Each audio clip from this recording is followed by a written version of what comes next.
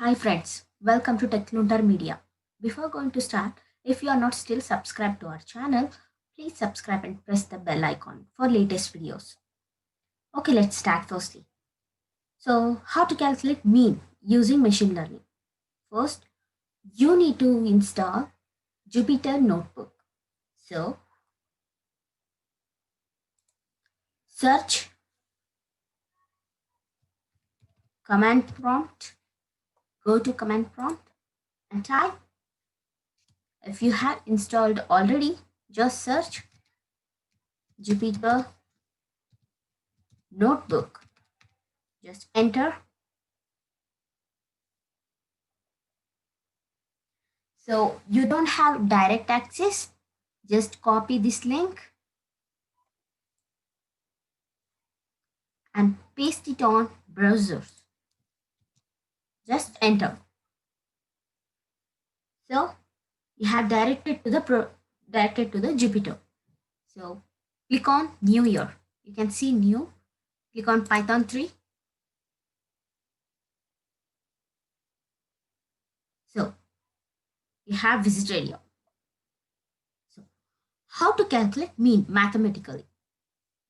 So I'm going to show how to calculate mean mathematically. Just click on calculator. I have taken the data set. So add the data set. I have taken 99, then 86, then 87, then 88, then 111, then 86, then 103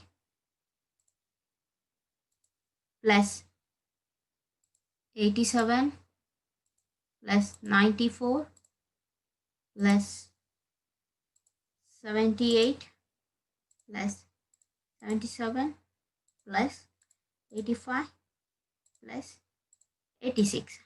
The total sum of the total sum of the data set divided by, this is the answer, the total sum of this number, and whole divided by total number. Here 13 numbers are there, so total number equals, the answer is 82.0769. So minimize this and go to the calculation using machine learning. Then how to calculate mean using machine learning? First write import numpy. What is numpy here? Numpy is a Python library used for working with arrays. I'm using it. It has functions for working in domains of linear algebra, Fourier transforms, and matrices. Here it is used for working with arrays. So next, let's take an array name as speed. Enter speed. Array name as speed. 99. This is the data set. 86, 87, 88, 111, then 86, then 103,